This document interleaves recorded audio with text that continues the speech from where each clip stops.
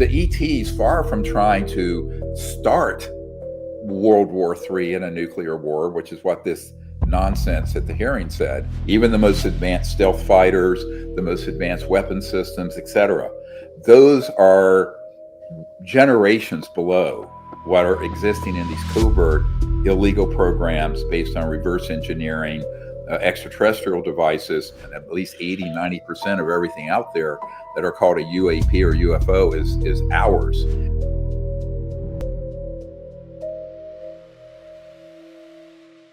We have a big show today because we're going to have John Stewart with us talking about a case from the 90s involving a possible ET that was in captivity. But before that, we want to go through some of the information that was on the hearing that occurred on Tuesday in Washington. So there have been a lot of questions about it, and I want to just review that. And John, thank you for being here with us.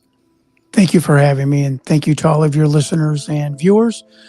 I appreciate the opportunity of coming on and talking about my journey. Thank you. Yeah, we will. Yeah, we'll get into the facts of that. But let's do a little quick recap. I was at the reception for the members of Congress and some folks the night before, and I knew there'd be some kind of videotape. Mr. Burleson, Congressman Burleson, informed me that he had some footage, and we'll put that up as I'm speaking about it in the finished interview. But basically what it shows is a drone chasing a spherical object that, and then another drone fires a Hellfire missile, which apparently, as it approaches the object, breaks up, and some of the debris go along with the sphere. And this came from a source. I had known of this event some time ago, about a month or two ago. It happened off the coast of Yemen in October of last year, 2024. So unfortunately, the commentary on it is completely off the mark. One of the problems with these hearings is that there aren't any subject experts at them. And I will be blunt about this. So Ms. Luna, who's the chair of that task force, Congressman Luna, asked everyone if this was something that could be anything we have. And of course, all of them said no. But the people on the panel were a UFO journalist who has no scientific credentials or information on the subject.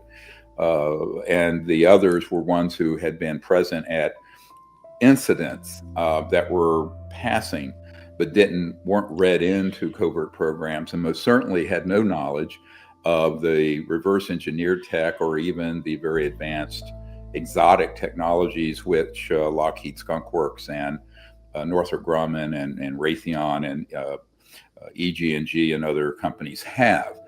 Now, with the data that's in that video, I can't tell if that's a non-human object or man-made, but the way it behaved and the fact that it was something that didn't just vanish and disappear as these missiles closed in on it would indicate that it was man-made.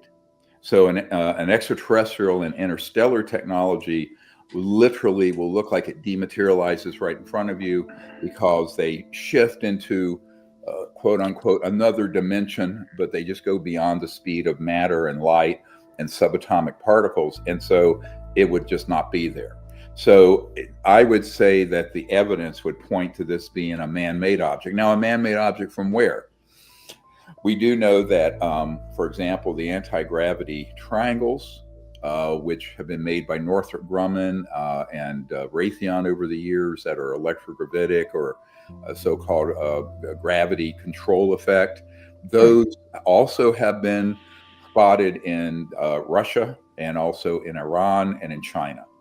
And there's a good reason to believe that the sort of undeclared arms race involving reverse engineering advanced ET technologies is most certainly not limited to the United States. Now, this brings up a question of whether or not It matters what country it's from, because as I understand the organization engaged in this subject, it's a transnational corrupt organization. It's a organized crime syndicate that's global. And it has operations in every country in the world, subterranean, that goes off the radar of the leadership of these other countries. And I know that's true in the United Kingdom, the United States, Australia, the other advanced Western countries, France and whatnot. Now, the question is that the situation in Iran or Russia or China? I don't know. I will say I don't know if that's the same dynamic. It very well could be. And that's something that has yet to be, in my mind, determined. But I can say with authority, with firsthand knowledge and authority, that the technologies that sphere represented very well could be of human manufacture, but from what origin and what terrain, let's say what geopolitical area, I don't know. Now, the geopolitical area, say the boundaries of Iran, Russia, China, US, are pretty much irrelevant to the organization running covert UAP, UFO programs, period. They don't even care. They really don't. So then the question becomes a bigger question. Who ordered the firing on it? Right? Because one of the scandals that's going to attend this, and I know this is the DoD, Department of Defense concern, is anything that is more advanced than what the legal constitutional military has, let's call it that, or what Clinton called Team Blue, the regular military, even the most advanced stealth fighters, the most advanced weapon systems, etc. Those are generations below what are existing in these covert illegal programs based on reverse engineering, extraterrestrial devices, and advanced exotic technologies dealing with trans-dimensional physics and anti-gravity and all of that. So then the question is, who ordered a Hellfire missile fired at this thing? What was the chain of command and why? And was this object interfering with our operations in near Yemen, or was it also something that was launched by the left hand that doesn't know what the right hand's doing? In other words, we have recently debriefed a Green Beret who was in a sensitive black operation in Syria a few years ago, where he observed the Tic Tac sitting ready to be deployed. All right. And it was man-made. It's man-made. And it's an unmanned reconnaissance anti-grav device. And we've known this for many, many years. Devices similar to that have been seen and documented all the way back.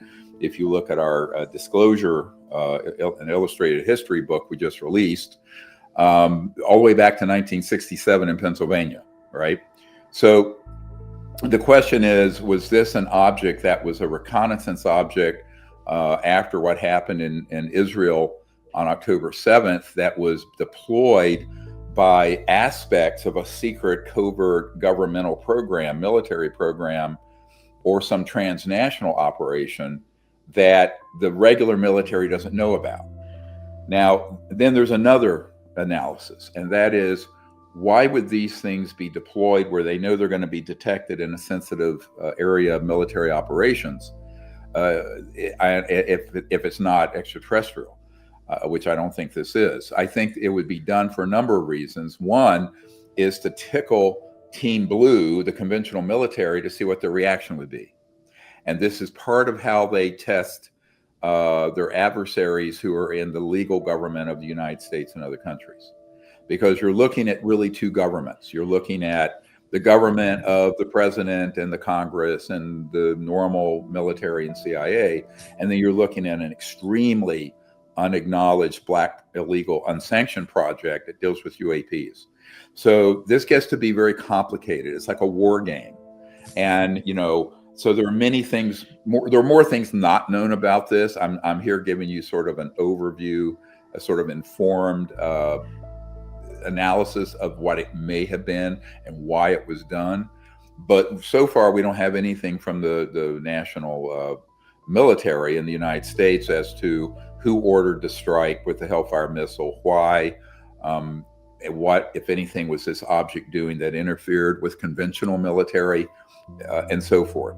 My concern about this is that because members of Congress, and certainly these sort of baby step hearings they're doing, which, by the way, are not even 1% of what we presented in 2001 at the National Press Conference. Those hearings are absolutely going forward without an adequate fund of knowledge by either the members of Congress or the people who are on the panel. The people Absolutely. on the panel are just woefully inadequate to even discuss the issue, frankly. And then you have someone like Miss Luna, who is, been pulled into sort of, let's just say, some counterintelligence operations in ufology, and she's being very, very much misguided. And I don't know that she's aware of it. She may be, but I don't think so. I don't think she knows the extent to which she's being misled. Now, I think other members of the panel, Moskowitz, I've spoken to some other members of Congress who attended, as well as, of course, Congressman Burleson, who is very astute and is much more developed in his understanding of this. But the chair of this task force is Miss Luna, who somehow, always wants to posit this and kept saying it was scary. Well, I'll tell you what's scary. It's scary that our regular military and members of Congress don't know what these objects are, and they think that anything zipping around in our atmosphere is alien, when it certainly isn't. At least 80-90% of everything out there that are called a UAP or UFO is ours. And this is now being understood on a very high level of law enforcement and national security in the United States and the executive branch, but the Congress seems to be lagging in their understanding of this. Yeah, I think, Dr. Greer, I ran for Congress in 2000, and I don't say that to boast or brag or anything, to the fact that, I have a little bit of a pedigree and knowledge of congressional hearings. And I think when you summon 4 or 5 people, one of them being a reporter, all of them with stories, no documents, and then you put forth a very curious and queer video of an object that we don't know. You don't have anybody from the DOD or Jane's Defense to tell us what we're looking at. You're firing a Hellfire missile. As crazy as this sounds, I'm actually very familiar with that armament. That is something that you would deploy against a slow-moving car, a stationary object, a tank, to some degree. Why you would deploy that at a moving target still beckons the rationale of that. And I believe this Hellfire was the ones where actual blades come out and actually try to slice through its target, and not doing a very effective job at this.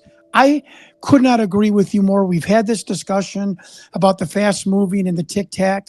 You don't deploy unknown flying objects around men and women who are serving our country, who are on who are on ships, who are on planes, whose safety and lives are in danger. You don't fly objects into their theater of campaign without telling them and notifying them. And I'm so glad that you brought that up, because I could not agree more. And to bring that video up where everyone is sitting there stupefied, and the most, without sounding harsh, the most critical statement of it is, "Wow, that's scary." That's a little troubling to me, and I think they could have done a little bit more on explaining what we thought this was, what was being fired at it. Problem, it was John, ridiculous. But they didn't have anyone there who's a subject expert. No, See, they didn't have Jane's, the DOD. And people take issue with me. The problem with this whole subject is that just because you had a sighting in the military, does not make you an expert. Just because you have a badge, because you worked in an office at the Pentagon, does not make you an expert on this subject. That's correct, and sir. The lack of subject experts for these committees is a huge problem, and we're trying to rectify that. Yeah. But And it's one of these areas where I never use the word ufology because there's no such thing. There's no credentialed program. Now, I happen to have spent 35 years drilling down on this and have debriefed over 1,000 whistleblowers and sources and studied it, and been out in the field and had contact with the actual ET objects. But most people have no real foundation of having any informed knowledge of it. And until they start having that kind of information presented, it's just going to add confusion. So now there was one other thing that was, I think, rather upsetting about this, and this was a case presented by this journalist about an event in Russia, Soviet Union, that he claimed could have instigated World War III. So I want to unpack this a little bit and a Sure. nuclear war. This is more of the false narrative where you flip everything on its head. So let me explain how really good counter disinformation works and counterintelligence works. You take a real case and you spin it. This is the spinmeisters. And what the spinmeisters do, and I'll give you a great example. The night before I met, I hadn't seen him for years, one of the whistleblowers we had in 2001, Bob Salas, who was a captain who was involved at the silo in Minot, North Dakota, where the nuclear weapons were taken offline by a UFO that came over. And years later, after that, he got intercepted by people who then took his story and some others and spun it into an alien threat against our nuclear arsenal. Right. And an alien. So the threat narrative is the only narrative that will allow on Fox News, CNN, 60 Minutes, whatever, Joe Rogan. And that threat narrative is what the cabal, this transnational criminal organization, wants. Now, here, what really happened, he and others told me that he felt that ETs were trying to tell us, don't go to nuclear war. This was in the darkest days of the Cold War. Right. And if you do, it'll destroy all life on Earth, and we can slow that down. And the same thing, by the way, that happened here in the United States and the United Kingdom with nuclear weapons facilities happened in the Soviet Union, because these interstellar civilizations have been trying to stop us from destroying the world and ourselves and them by slowing down this arms race starting in the mid-40s. This is why the very first major sightings happened in the modern era in around White Sands and Right. around The Trinity site. Yeah. The Trinity site, but also Roswell. Roswell was the only nuclear weapon storage facility on Earth in 1947. So the ETs, far from trying to start World War III in a nuclear war, which is what this nonsense at the hearing said, they've been trying for 80 years to do the opposite. Right. Right. So I agree. I totally agree. Where you take one fact and you can split it, and you can take it. Here's the truth of it, is that they've been trying to warn us and stop us from doing this and blowing up the world. And then you have the buffoonery of the UFO subculture going, oh, they're doing things that could lead to World War III. No, they're actually trying to stop this madness and have been for 80 years. So I think this is one of the real problems, is you have people with these agendas, and who's going to benefit from that? Now, let me give you a contrast. We have in our archive, if anyone wants to see it, a Colonel Anatoly Sitnov, 1979, near Kharkiv, Ukraine. And there was we have the testimony of this colonel who was present at a event where there were nuclear weapons stored in this area. And this is in our archive. We'll put a link to it so you can see it, those of you listening. And basically what happened is that there was a nuclear weapon that was overheating. And we weren't really aware of it. The ETs were. A UFO came in, and some of the guards were put sort of in suspended animation, which we've heard happening before. Right. And there were a few ETs that went in suits and went in and fixed that problem, prevented that weapon from overheating and blowing up, because had it detonated, it would have looked like a launch or an attack, and it could have led to World War III. There are many accounts where the ETs, in fact, have done things like I just described. And this is from a military officer in the Soviet Union who was there. And these sort of cases prove the fact that on the opposite of what Knapp was saying, where they're doing things that could cause us to go into nuclear war, they're actually doing things to stop it.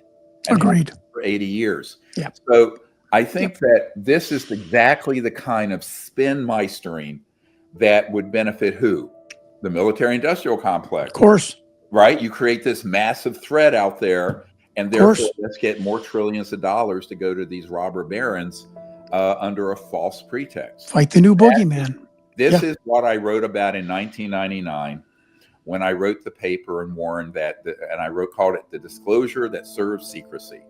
In other words, a disclosure that would serve the secret agenda of this group of people who have been lying to the American people and staging false events for 80 years. And it's mostly a psyop. So, the big problem with this is that I'm the guy who started the Disclosure Project in the 90s. But what I see happening is that disclosure is being hijacked by this kind of spin by people who are actually kind of carrying the message of this crime syndicate. Well said. That's that. Yeah, I agree. You have to, if you want to spin the narrative that extraterrestrials are here to destroy us and cause our destruction, show me. I did, Dr. Gray, I think you would agree. Show me in 80 years where that has happened. All we have are stories, a lot of anecdotal, but stories nonetheless of extraterrestrials, interdimensional, whatever they may be, doing the exact opposite. So again, you're right. It's the new boogeyman. Keep the money flowing to the DOD, and I have a fundamental problem with that, as I'm sure you do too. Yeah, but it's not even going to the mainline military. Those guys, look, having briefed generals and heads of the Defense Intelligence Agency and people like that, admirals and others who are in sitting positions at the Pentagon, they don't know anything about this. And this is what most people don't realize. The people who are read in are part of the criminal operations. The ones who don't, you could be the chairman of the Joint Chiefs and you're not read in. This is a mistake everyone makes. The first CI director I briefed wasn't read in, and nor was the president. It was back in the Clinton era. And so I think people don't realize that there's two tracks here. Yes. One is the very deep cover illegal track, and there are some CI directors who know and some don't. Right. It depends on where they've come from. Correct. But they're part of this. They're under a non-official cover status, NOC status. So I think in this case, the other problem is when you look at the history of our thermonuclear weapons, when we detonated the first one, it puts out an electromagnetic pulse, but it also has within it a scalar signal that sort of rips through space-time faster than the speed of light and disrupts interstellar and extraterrestrial and transdimensional travel and communications. So this is the other part of this that no one talks about. And you really have to do a deep dive into the scalar technologies and electromagnetic pulse effects to understand why when we do detonate these objects, these bombs, it causes a huge problem, not just here, but elsewhere in the universe. And I think this was something that Oppenheimer and Teller and others did not anticipate until it happened. And then they realized, oh, well, like a supernova or an exploding star that we see 1,000 years later. Can I ask you a question? Do you think that the nuclear tests, especially the ones in New Mexico and Trinity and whatnot, do you think that is still reverberating through the solar system and the Milky Way or beyond, or do you think that it has a firewall that it stops? I would be very interested to know that, because if it's going to go like continue like a lights of us seeing a star that exploded and we see it 1,000 years later, is the planet still going to be sending out this massive the kids have the nuclear bomb. Well, what is your take on that? Oh yeah, because anything moving at the speed of light moves at 186,000 miles per second, Right. Which is the speed of light. That would be the electromagnetic pulse. But the scalar is more like quantum entanglement. It's a longitudinal. It's not a waveform. It's a point that goes out in a straight line, and it goes transdimensionally, virtually instantaneously. And that's where you get this. This is why I always say a big red flag, warning, flashing light went over the Earth in 1945, and then got worsened with the thermonuclear weapons of when we detonated in the early 50s, the first hydrogen or thermonuclear, which is much more destructive than an atomic bomb of the 40s. Were those the Bikini Atoll ones? Yeah, those, but yes, and that's when we had the nine UFOs that flew over the Capitol. Remember, Right. that was the ETs sending a warning. This is not good. Yeah. And we know this. Now the problem is when you're dealing with people who are very busy, whether it's the president or members of Congress, the kind of people I deal with, they don't have time to drill down on all this nuance, and they don't have any. Here's the other problem with these hearings. They don't have, I know for a fact, there are no staff experts, not one. Now, Congressman Burleson has Mr. Grush, but Mr. Grush is a young man who just learned and got involved with this a very few years ago. When I first met him, as maybe he was in his mid 30s, and he really was not someone who was read in and had studied the matter. So there aren't any really, there's not a group of very experienced scientists and subject experts advising them. And since they have no staff full-time dedicated to it, and they have no time themselves to drill down deeply, these mistakes are going to happen. And I recommended that they form a select committee that gets funded, that has subject experts and not just buffoonery, and that they really get to drill down on this. But unfortunately, that was supposed to happen even at the Senate Intelligence Committee level when I first started providing them information nearly 4 years ago. But that funding got blocked. The Select Committee, the House Oversight folks wanted, that got blocked. Are you talking about a committee that studied like the JFK assassination or? Well, Select Committee, meaning that it has its own subpoena power. Yes. It has its own funding. It has a staff of experts to drill down. It's not an ad hoc. Remember what's going on now. Right. They're doing the best they can, Burleson and others, because they don't have any dedicated staff to this. Right. And there are no subject experts on the payroll, and they don't have any subpoena power. And my last comment about the hearings before we move on to your important case is that, aside from that, they also, unfortunately, have never been given the authorization to issue subpoenas like they should, because that now has to go through the chair of the House Oversight Committee, which would be Congressman Comer of Kentucky. And the chair can authorize that, but they are not doing subpoenas. Now, I have handed off to them, I don't know what, Raven may have 40, 50 names of people to be subpoenaed.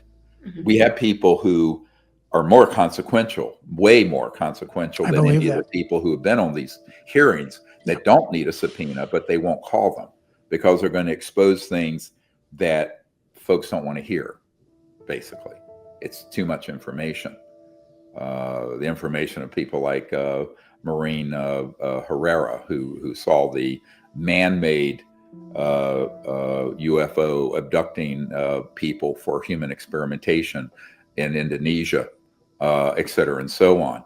So, we have people who will go up there right now without a subpoena, but they won't call them. Instead, they're going to call a UFO journalist. Now, you go figure out what that's about, folks. I mean, I hate to tell you, but this is unbelievable. But now, on top of the ones who go without a subpoena, we have people who can be subpoenaed, who want to be subpoenaed. Right. But they want it. And I have handed off that information, and they won't subpoena any of them. So right now, I think the big action is going to be in law enforcement It's going to be in investigations in the executive branch. But I'm hoping Congress will pick up the pace of this and have more consequential hearings with legitimate whistleblowers with subpoenas in the near future. That's what we're hoping for, and that's what we're recommending. Yeah.